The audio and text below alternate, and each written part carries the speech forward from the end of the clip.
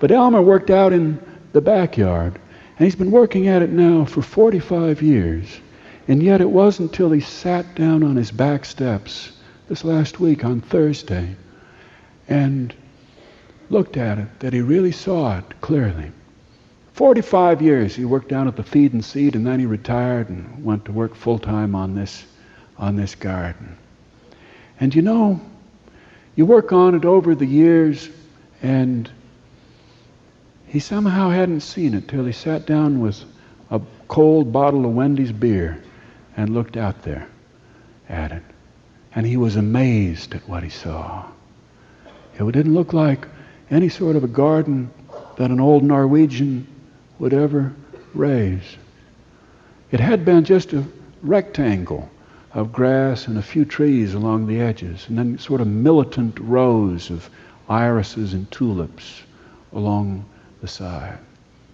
And over the years, he's worked on it every year, reseeding and replanting, and he sat and looked at it and was stunned by how sensuous it was. A big old oak tree back there in the corner, and the poplars and the spruces along the side, and the honeysuckle bushes, and the branches all drooping and so sensuous and soft.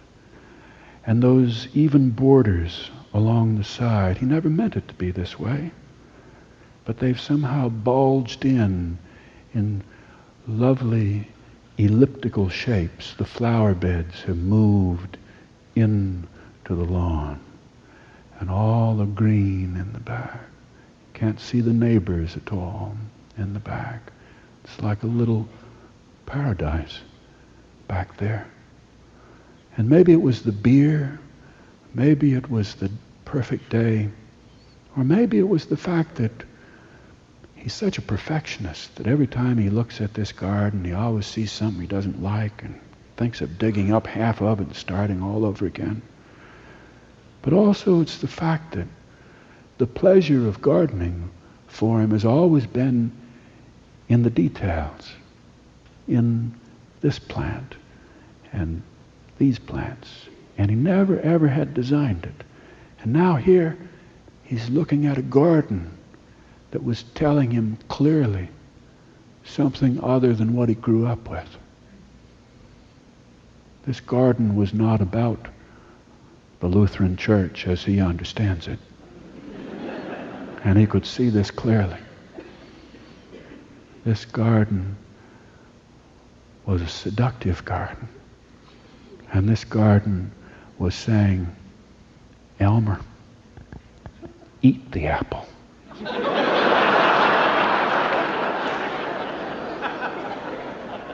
You were meant to eat it. You were meant to eat it, Elmer, and as long as you're going to eat it, enjoy it. It's a good apple. This garden told him something entirely different from what he brought his children up believing.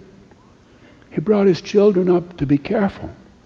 And he brought his children up according to the old Norwegian saying, Du skal ikke tro at du er noget. Don't think you're somebody. Don't think you're somebody special. Don't think you're smart. Don't think you're funny. Don't think you're pretty. You're not. You're no different from any of the others.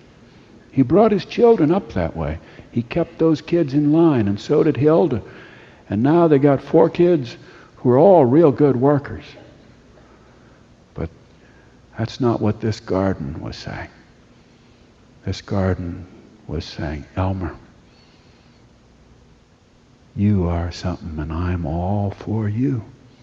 I'm your life, and I offer you fresh summer strawberries and sweet lilacs, and I offer you soft, cool grass, and I offer you pink roses. Take off your clothes.